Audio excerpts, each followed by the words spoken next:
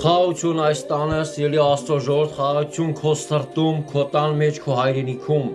քո երկիր մոլորակում։ Նայեք ժողովուրդ ջան, ումից ենք մենք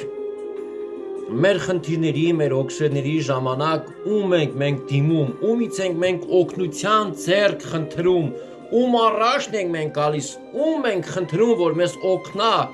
որ մեզ հասնի մեր ամեն իրավիճակների մեջ, մեր նեղության, մեր հիվանդության, մեր լեզվով ասած անհաջողության,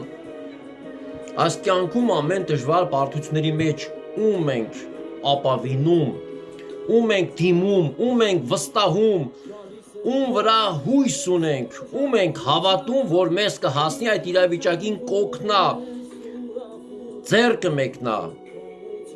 Շատ կարևոր է ժողովուրդ ջան, սիրելի Աստծո ժողովուրդ, քրիստոնյա ազգ, որ մեր ապավենը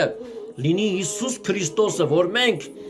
ոչ թե միայն աղոթք անենք կամ շուրթերով ասենք, որ իմ ապավենը Տերն է, Հիսուսն է, սիրում եմ, հավատում եմ նրան,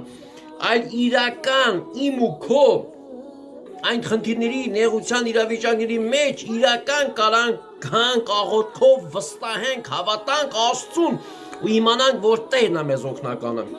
Մատթեոս 7-րդ գլուխ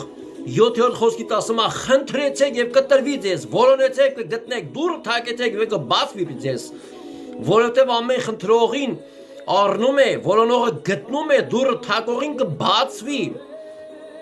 Փորձիր այսօրվանից քո ամեն խնդիրների դեպքում խնդրա Տիրոջից, դուռը թակա, որոնա եւ կգտնես։ Ասում է ամեն թակողին կբացվի, կամ ով է ձեզանից այն մարդը, որ եթե նրանից իր որդին հաց ուզե, միթե քար կտա նրան, եւ եթե ձուկ ուզե, միթե օձ կտա նրան։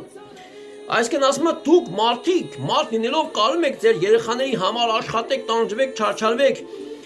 հացի տեղ քար չեք տալիս, ձկան տեղ օձ չեք տալիս, բարի բան եք անում, չէ՞ ձեր երեխաների համար, բայց որքան առավել ասում արդ դուք չլինելով գիտեք բարի պարգևներ տալ ձեր որդկանցը, բայց որքան ավելի ձեր հայրը, որ երկնքում է, բարիքներ կտա նրանցը, որ խնդրում են իրանից։ Այսինքն ձեր հայրը երկնքում, առաջինը պետք է նախ մենք Աստծու որդիներ կոչվենք, Աստծուն մեզ հայր կոչենք, դառնալով գալով Քրիստոսին, լինել Աստծո որդիներ եւ նոր իրականից խնդրել Հայր Աստծուց, որ Հայրը մեզ բարիքներ տա, որ խնդրում են իրանից, բարիքներ կտա նրանցը։ Տերը օրհնա ձեզ, հավատացեք, հույսացեք, սիրեք